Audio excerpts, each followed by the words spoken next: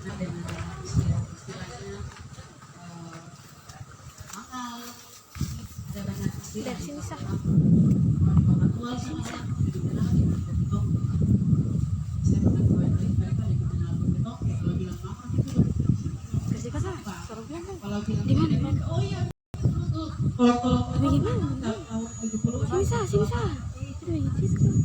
karena mangrove itu Sini sah. sendiri Pakai tendok bisa jadi. dia juga jadi sumber pangan, jadi bisa bertahan. Siaran ini. Nah hari ini Siaran saya ya boleh. punya laptop slide iPad nggak bisa melihat itu gerak. Ini tuh kan. Jadi saya punya slide saya bawakan tentang abrasi mangrove dan ekowisata. Jadi bagaimana mangrove ini dia berperan bagi ekowisata dan juga sebagai penahan abrasi.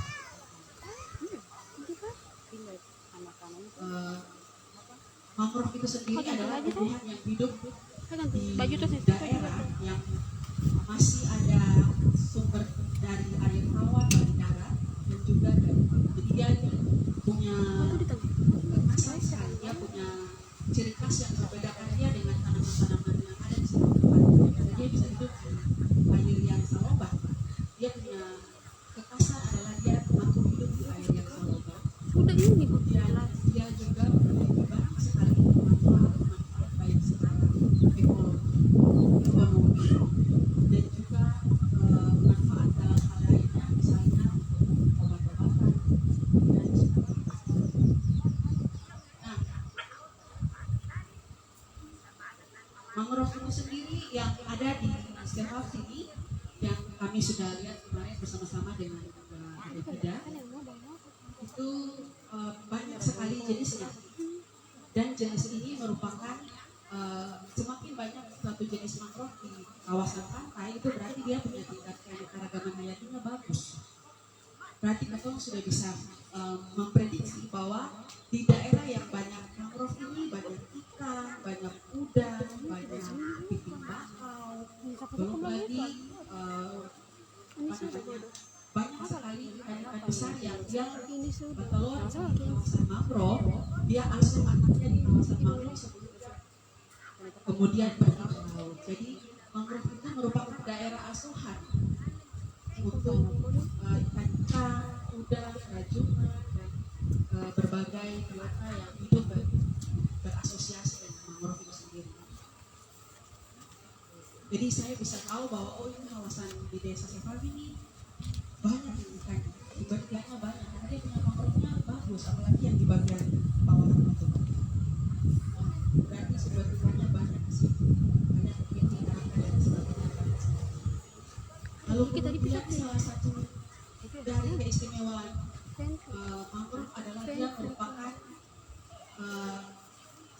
tanaman yang juga mampu untuk menahan abrasi pantai.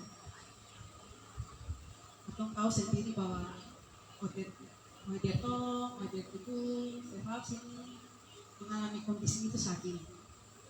Abrasi yang cukup sangat besar sekali. Nah dulu saya masih bisa pergi di OTM sana yang paling ujung. Wih, ini kenapa sampai tanggul sampai sungai paling tinggi sampai tanggulnya seumur umur. Padahal dulu masih ada dalam katanya tidak, iya kakak ini abrasi. Nah, si mangrove ini dia punya keistimewaan adalah dia mampu untuk sebagai penahan abrasi. Jangankan abrasi, tsunami saja dia bisa tahan. Seperti itu. Satu kisah yang mau saya bagi bahwa waktu tsunami di Aceh tahun 2004 itu daerah yang paling parah kasus kematian dan kerusakan itu adalah di daerah yang dong sudah bakal habis dong mangrove. Untuk apa? Untuk dong ambil kayunya bagi dong ke rumah, kemudian dong tambang. Nah sedangkan daerah yang mangrove-nya masih bagus, ada juga kerusakan tapi tidak separah di daerah yang tidak ada penghalang. Nah si mangrove ini selain parah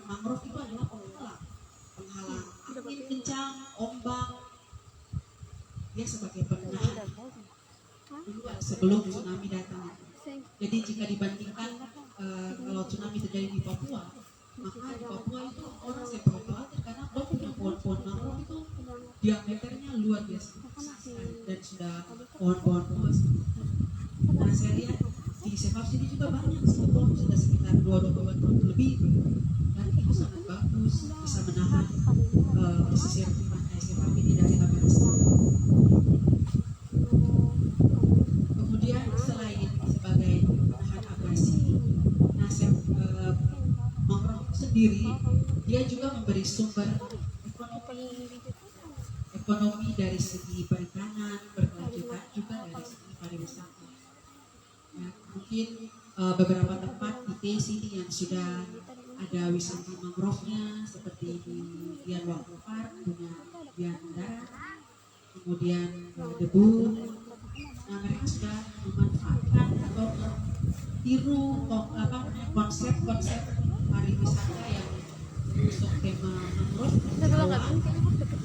kemudian sifatnya decay dan itu sangat bagus apresiasi sekali karena kita decay ini punya sumber daya alam yang bisa kita jual. Kita tidak punya seperti mall besar di Jawa atau kita punya wisata buatan yang mewah dan megah bisa seperti di Pantai Indah, di Jakarta. Kita punya itu sumber daya alam yang sudah yang kita jual sebagai daya tarik wisata kita. Kalau berbicara soal pariwisata itu pasti pariwisata lebih langsung. Nah, di Sepap sendiri kita bisa kembangkan dari mangrove ini menjadi kawasan ekowisata. Jadi ekowisata itu suatu kegiatan wisata, tetapi sekaligus dia ada upaya perlindungan, menjaga. Jadi orang tidak bisa datang kalau kamu bawa pulang buah mangrove saja begitu tidak bisa. Karena kalau kita sudah sampai di kawasan ekowisata berarti kita harus ada upaya bertanggung jawab, kita ada menjaga untuk melestarikan seperti itu. Nah, di kawasan mangrove sendiri bisa saja kita bikin seperti itu untuk menjadi salah satu kawasan ekowisata mangrove. Bisa kita mulai dari situ. Nah, sekarang yang mau kita lihat dari sekarang apa yang kurang untuk bisa kita benahi, apa yang kurang untuk bisa kita bantu. Nah, salah satunya adalah dengan cara mulai dengan pembibitan. Kalau sudah pembibitan, kemudian 3-4 bulan lagi kita sudah bisa melakukan penanaman, mungkin sekitar 50 cm begitu dia sudah bisa untuk ketong tanam di pantai. Lalu kemudian 5-10 tahun lagi dia sudah pohon besar, dia bisa dimanfaatkan untuk kegiatan pariwisata dan kegiatan lainnya. Kemudian manfaat mangrove lainnya yaitu untuk pangan. Seperti yang saya bilang itu tahun kalau tidak salah tahun 70-an itu pernah kelaparan ya di sini. Lalu kemudian orang tua memanfaatkan mangrove untuk makanan, daun rebus, bisa campur kelapa dan lain sebagainya. Nah, sekarang pun mangrove sudah bisa dijadikan apa saja dari dia punya buah itu, mulai dari selai mangrove, bikin kue, keripik, minuman, sampai membuat kopi dari mangrove. Jadi yang nanti kita tanam di bawah itu juga bisa dijadikan kopi untuk mangrove, kopi dari mangrove. Kemudian dari dia punya akar bisa dijadikan bahan untuk pewarnaan kain, jadi bisa untuk membatik dengan mangrove.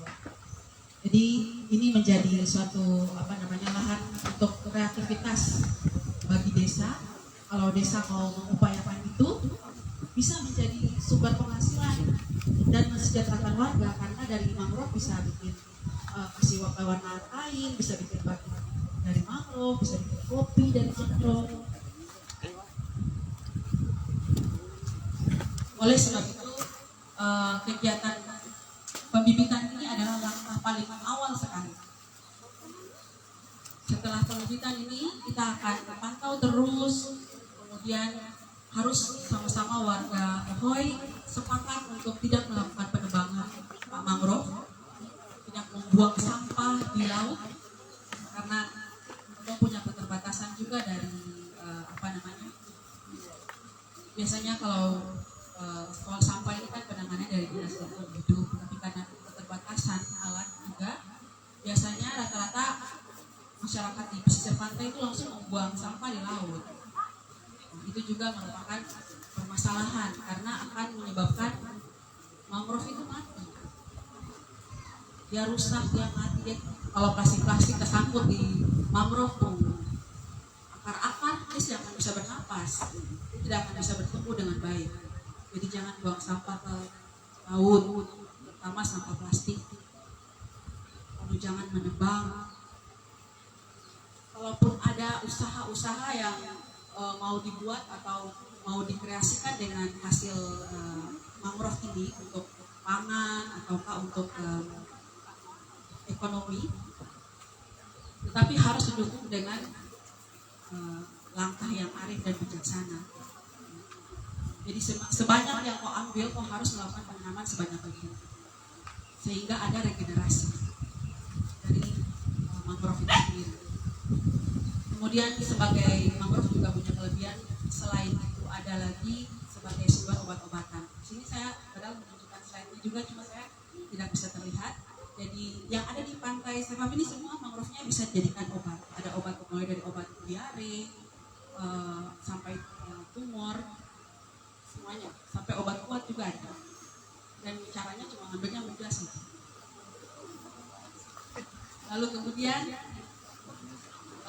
banyak sekali manfaat yang bisa diperoleh. Nah, yang menyebabkan mangrove itu rusak itu dan mengalami degradasi atau kerusakan, salah satunya dengan membuang sampah, menebang, ya, kemudian membuka lahan untuk kegiatan tambang. Biasanya kalau buat tambang di pinggir pantai itu biasanya dong bawa batu.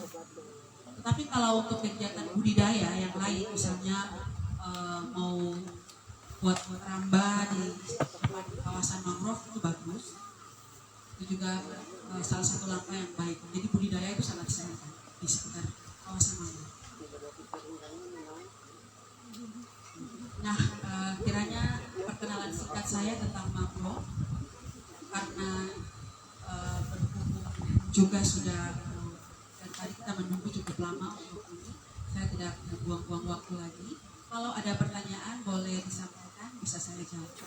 Terima kasih.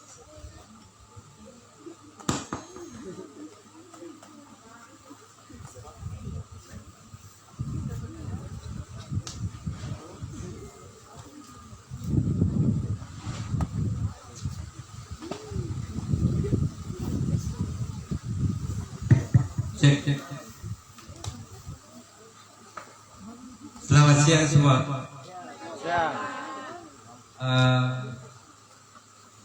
Saya pikir dari penjelasan Ibu Melisa tadi itu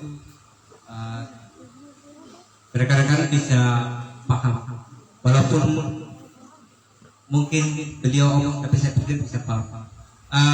Untuk itu ada pertanyaan. Ini kayaknya semua tegang semua. Saya harap semua ada yang bisa bertanya, karena kegiatan ini dasarnya untuk mencari pionir muda. Jadi anak muda mencintai negeri. Jadi kegiatan ini kegiatan sebenarnya tidak formal juga, ini kegiatan santai tapi sukses. Jadi harapan saya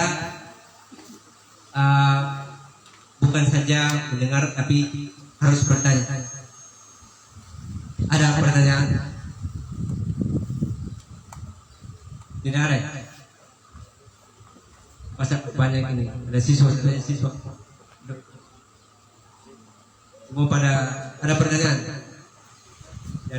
Mungkin dari teman-teman dari Poltek atau yang bapak-bapak yang di belakang sana, atau teman-teman yang di belakang, atau dari Polkaris Sumlai, atau teman-teman dari belakang, dari Holier ya. Ya, ada pertanyaan? Mungkin teman-teman yang di depan. Tadi saya lupa tanya jurusan apa semuanya. Agrowisata semuanya. Ada pertanyaan? Dan dia, ya.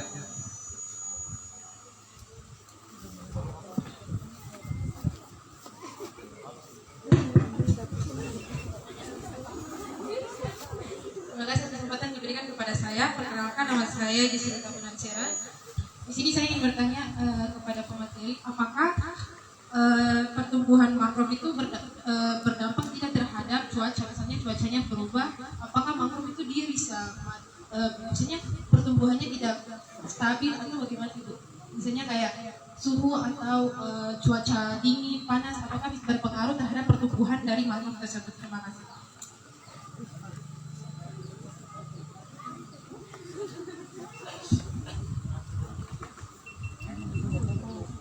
Oke, terima kasih atas pertanyaannya Jessica. Jadi mangrove itu sendiri merupakan tumbuhan ekosistem laut yang dia paling tahan terhadap perubahan. Jadi perubahan suhu yang tinggi dari yang banyaknya air tawar ke air asin yang tinggi itu salinitasnya dia mampu bertahan. Itulah karakteristik yang dia membedakan dia dengan semua vegetasi pantai lainnya, misalnya ketapang, kelapa dan lain sebagainya. Jadi dia memiliki kekhasan itu. Dia mampu hidup dan bertahan di suhu yang ekstrim, tetapi hanya beberapa saja. Tidak semua, tetapi ada beberapa jenis yang mampu hidup di kondisi suhu yang terlalu ekstrim juga dia mampu.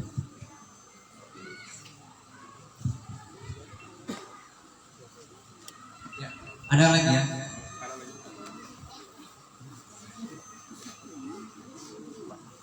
Oke, terima kasih atas kesempatannya. Di sini tidak sulit untuk pertanyaannya, tapi ini terkait dengan penanaman mangrove. Ya, jadi perkenalkan saya juga dari Politeknik Perikanan Negeri Tua, jurusan Agrowisata Bahari. Saya hanya mendampingi adik-adik untuk proses penanamnya. Jadi saya minta kepada Ibu dosen untuk bisa menjelaskan sedikit terkait dengan metode penanaman mangrove nanti. Jangan sampai ketika pada saat ditanam, nah dia bisa diulang kali. Nah itulah masalahnya, jangan sampai penanamnya nanti itu mangrove tidak bisa untuk tumbuh karena metode penanamnya salah. Karena di sini kita belum juga melakukan metode penanaman mangrove. Ini baru pertama kali. Terima kasih.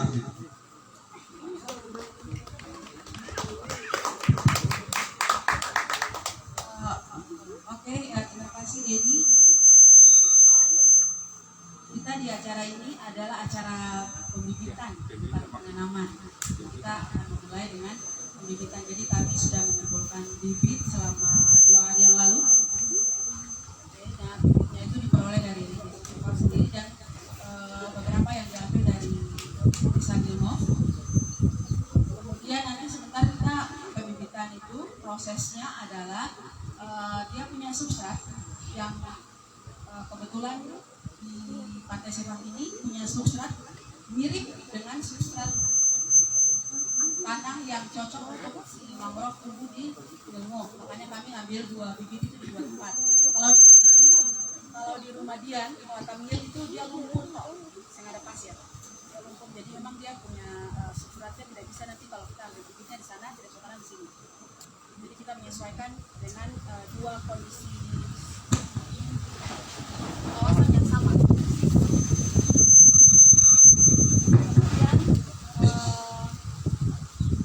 nanti kita akan menaruh. Jadi kita akan nanti kita semua nanti ke bawah, lalu kalau ada coklat itu bagus. Kita akan menaruh si substratnya itu adalah campuran pasir, lumpur dan beberapa batu. Lalu kita akan taruh di dalam medianya di polybag sekitar 1/4 dari polybagnya itu.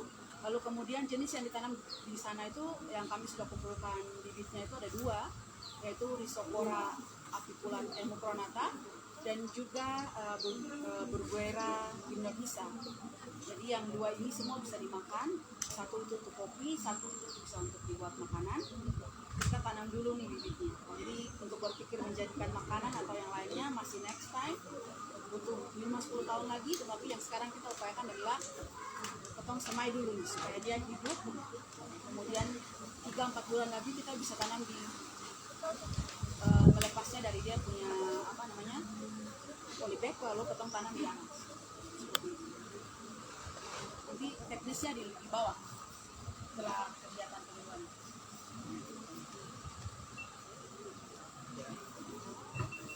Dan terima kasih. Apakah ada pertanyaan lagi dari siswa? Ada pertanyaan lagi dari siswa? Saya jemputnya. Ada. Saya hitung 1 sampai 3. Kalau tidak ada yang angkat tangan, saya langsung mundur. Terima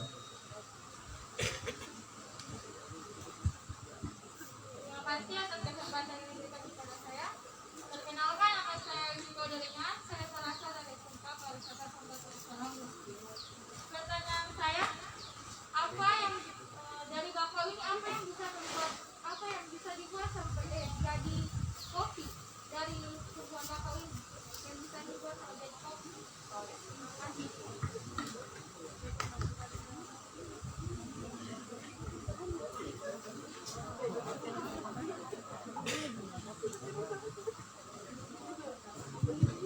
Oke, terima kasih atas pertanyaannya dari Kamar Wisata. Jadi yang dijadikan kopi ini adalah buahnya. Jadi yang bisa dimakan dijadikan makanan minuman, selai itu adalah dia punya buah. Sedangkan untuk obat-obatan dia punya akar, dia punya kulit pohon dan lain sebagainya, itu untuk obat-obatan. Untuk kopi dan makanan itu dari dia punya buah. Nah, makanya itu saya tadi bilang hal ini membuat kita tertarik. Jadi kalau bisa dijadikan mungkin Kopdaris mau bikin kreativitas bisa untuk dijual juga dan lain sebagainya. Kalau Rumah Dian sudah mulai. Jadi Rumah Dian sudah mulai dengan mereka punya keripik mangrove. Namun bagusnya karena mereka memperhatikan waktu tumbuh dan juga waktu panen. Jadi mereka tidak ambil semua. Mereka ambilnya bertahap karena mereka tahu bahwa alam sudah menyediakan mereka sumber daya alam sudah memberikan mereka kehidupan, jadi mereka punya insentif balik lah kepada itu dengan cara mereka melakukan penanaman, menjaga, memelihara dan tidak menghabiskan semua buahnya untuk kegiatan ekonomi kreatif. Jadi dia pakai, tapi mereka juga dibarengi dengan mereka melakukan kegiatan. Terima kasih.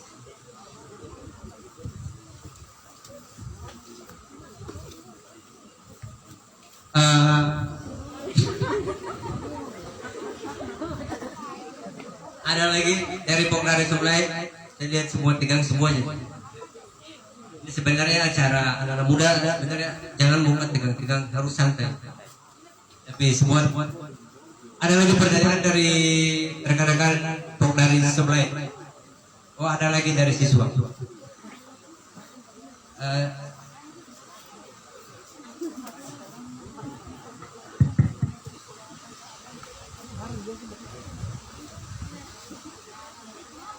Selamat siang, perkenalkan nama saya Novia Kristina Kolatina. Saya berasal dari SMK Pariwisata. Pertanyaan saya, dampak buruk dari penanaman pohon mangrove itu apa?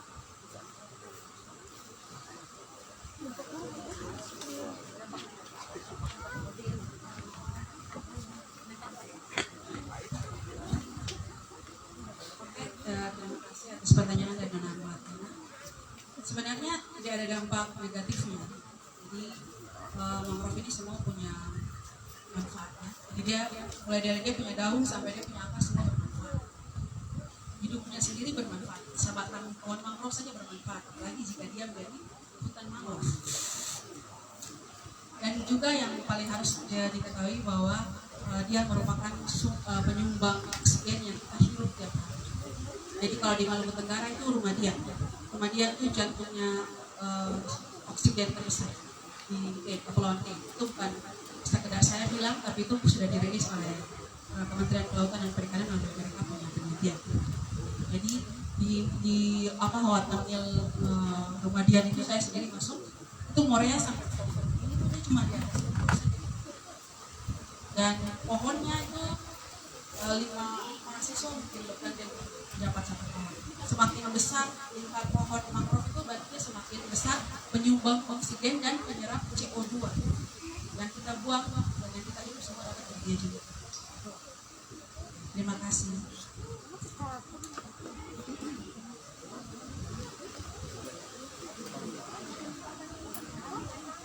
Ya, terima kasih atas jawabannya Ibu dan pertanyaannya. Tidak ada lagi ya? Ada lagi? Ya. Baik.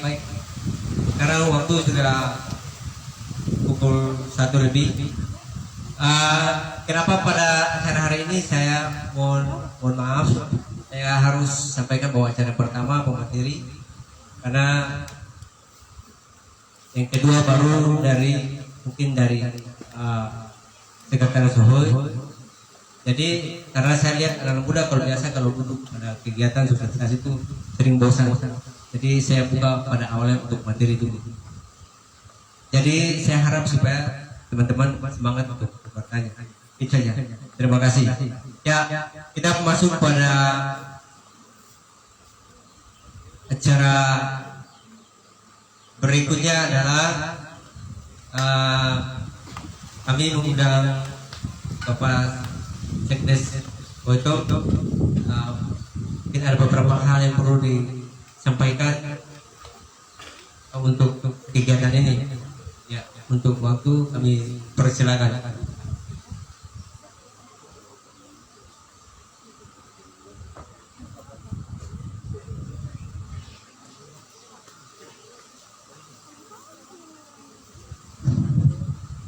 Baik, selamat siang.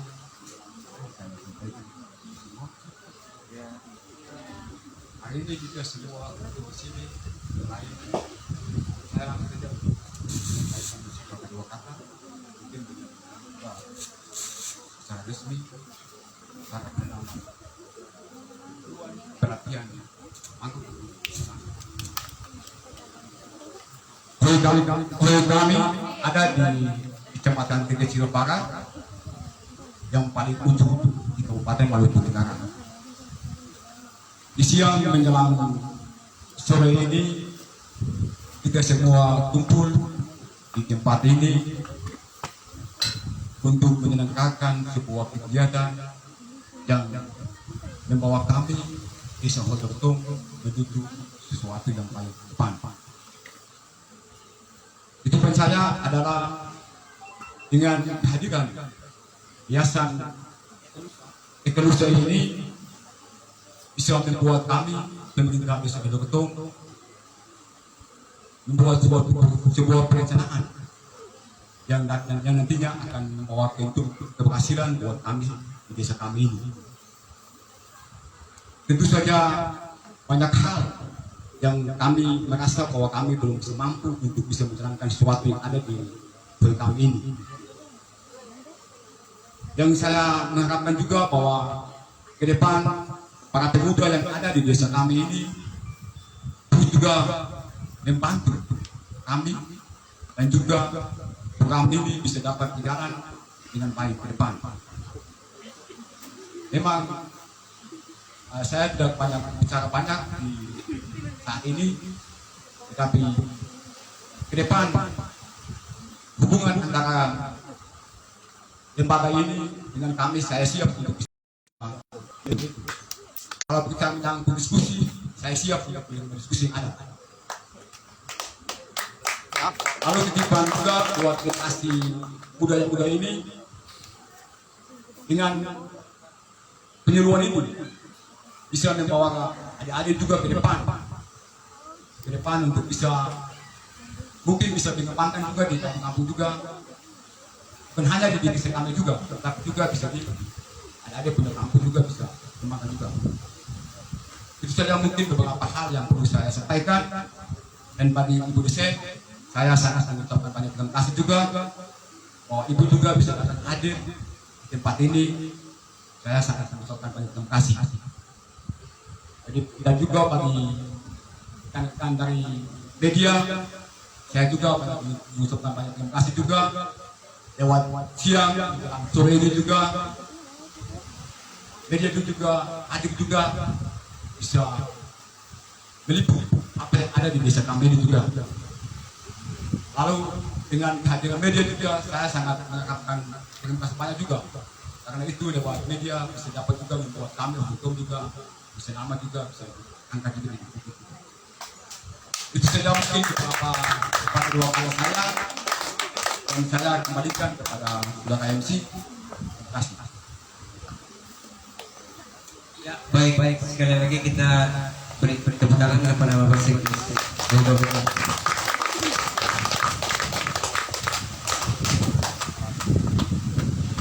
Ya. Yang berikut, saya mau tanya, sudah lapar semua? Sudah ya? Tetapi masuk pada agenda berikutnya adalah kesimpulan. Biasa kesimpulan itu ada notulen, tetapi kali ini berbeda. Kalau saya jadi notulen karena yang hadir anak-anak muda. Jadi kesimpulannya ada di teman-teman semua. Jadi nanti teman-teman yang akan memberikan kesimpulan supaya datang duduk dan dengar di sini bisa ada kenangan berbicara di sebab sini. Karena hari ini seperti yang dikatakan Pak Sekdes tadi bahwa sebab dan Oderdok itu berada di desa yang paling ujung. Jadi Pak Sekdes bilang ental tutu. Jadi teman-teman ada yang dari Tabun, jadi ental Tabun dan tutu. Jadi ini sudah yang namanya tutu sudah ini. Jadi tepuk tangan sekali lagi ya, Pak Sekdes.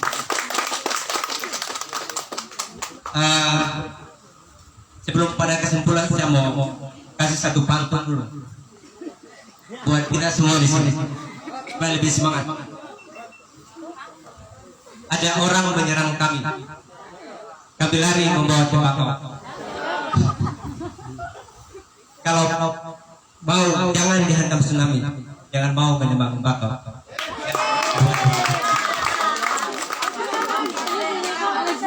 Ya.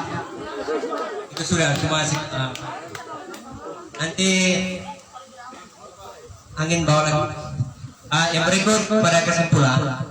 Jadi pada kesimpulan ini saya kembalikan kepada teman-teman rekan-rekan siswa semua yang hadir di sini supaya semua bisa berpartisipasi. Karena ini kegiatan yang paling pertama yang hadir semua anak muda dan harus bergerak untuk berdiri dan mencintai negeri.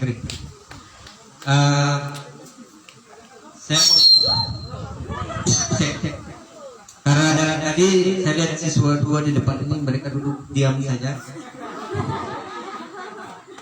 Jadi kesimpulan saya awal dari dua orang ganteng yang di depan ini. Tadi berdasarkan penjelasan dari ibu dosen tentang mangrove. Mangrove atau bahasa Ki bilang apa? Mangrove bahasa Ki bilang apa?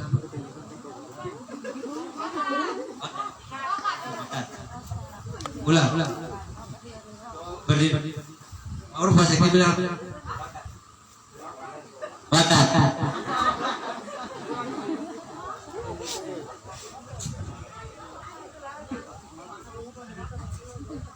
Mangrove dalam bahasa Ki wakat. Terima kasih. Mungkin ada orang luar di sini juga ya. Ada yang dari luar Ki. Ya. Sekalian belajar bahasa Ki ya. Yang berikut dari penjelasan Ibu dosen tadi, apa yang kamu ketahui mengenai mangrove atau wakan tadi? Ya silakan. Don, ini kan orang Odir itu yang berdiri. Orang Odir kan? Berdiri. Apa yang kau ketahui tentang mangrove? Kalau tidak bilang dalam bahasa Indonesia, bahasa Ki juga nggak apa-apa. Silakan.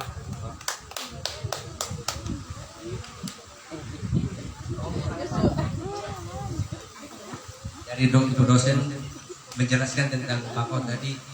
Kira-kira kau dengar apa tadi? Karena ini saja satu kata saja kalau tidak banyak-banyak.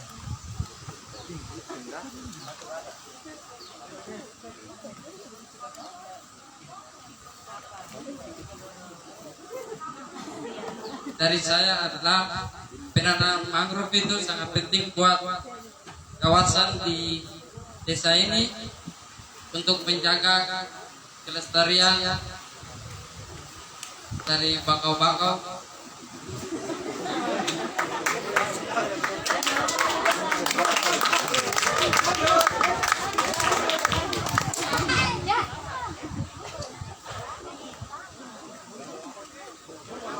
Terima kasih. Nah, sekali lagi tepuk tangan. Rupanya dari tadi duduk diam, tapi kalau cerita panjang sekali. Ya. Itu namanya anak muda yang diam tapi konsentrasi. Terima kasih. Ya, karena sudah ada perwakilan dari 2 orang siswa dan mungkin saya kasih ke rekan saya di belakang, rekan-rekan Pokdaris dari Sumlai. Ya, ketua Pokdaris atau siapa? Ya, ya.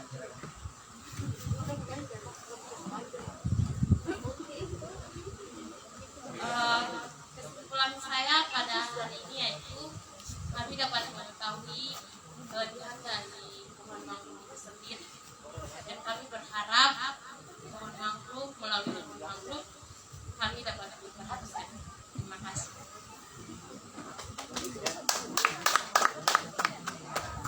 Ya, tepuk tangan sekali lagi.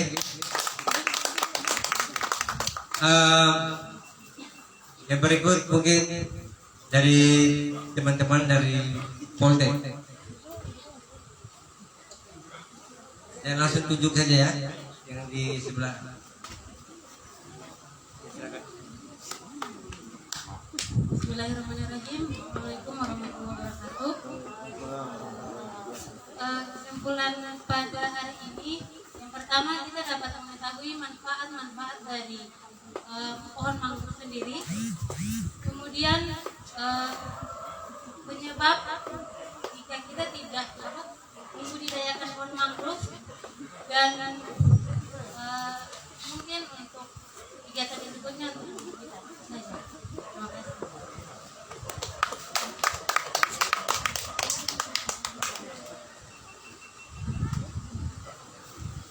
Ya, ya. Terima kasih tepuk tangan buat kita semua.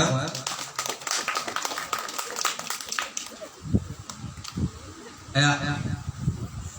Kesimpulannya adalah dari penjelasan mengenai mangrove tadi. Yang pertama, mangrove adalah salah satu dari ekowisata laut yang dimana melindungi ekowisata laut agar tidak terjadi abrasi. Yang kedua, untuk pelestarian lingkungan laut itu sendiri. Yang ketiga, untuk bisa memperkuat kita punya ekosistem khususnya coastal, pesisir pantai, agar tidak melakukan banyak abrasi yang terjadi di pinggir pantai. Saya pikir begitu kesimpulan singkat mengenai penjelasan dari mangrove tadi, dan kita masuk pada agenda berikut adalah pembibitan.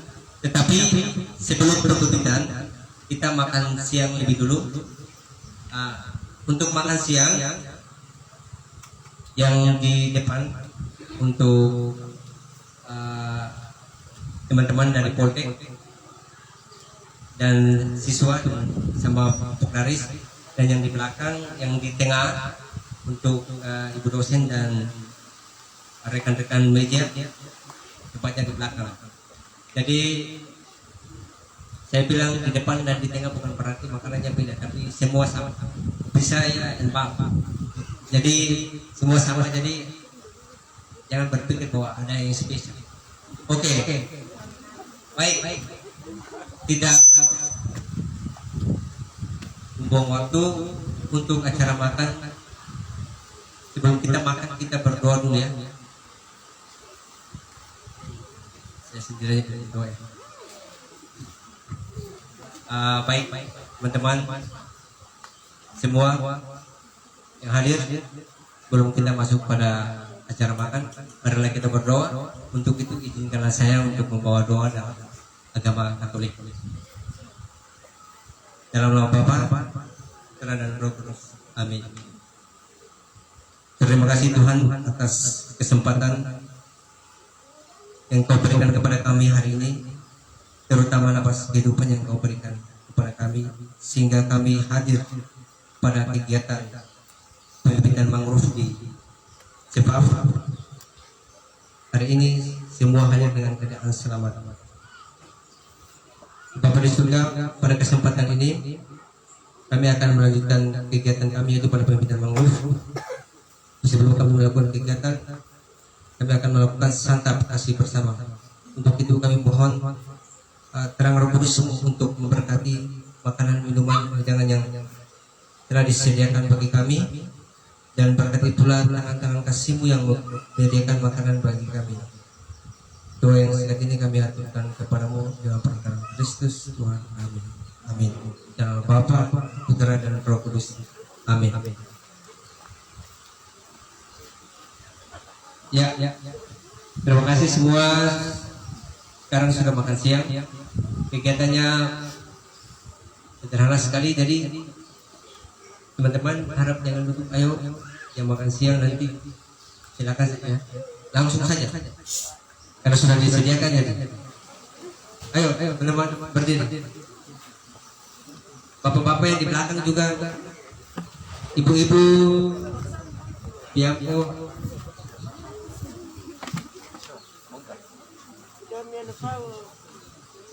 Ya, teman-teman dari meja. Ya, silakan langsung saja. Rian harap lagu ya. Rian.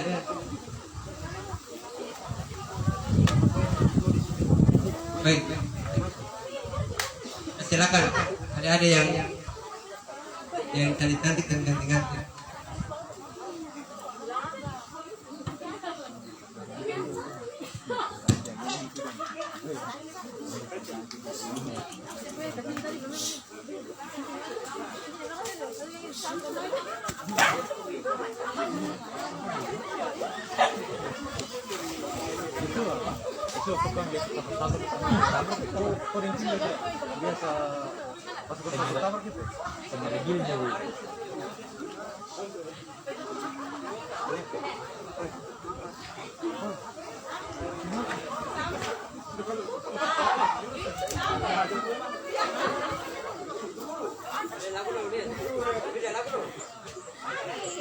Saya ada memori. Jackie mana kak? Jackie.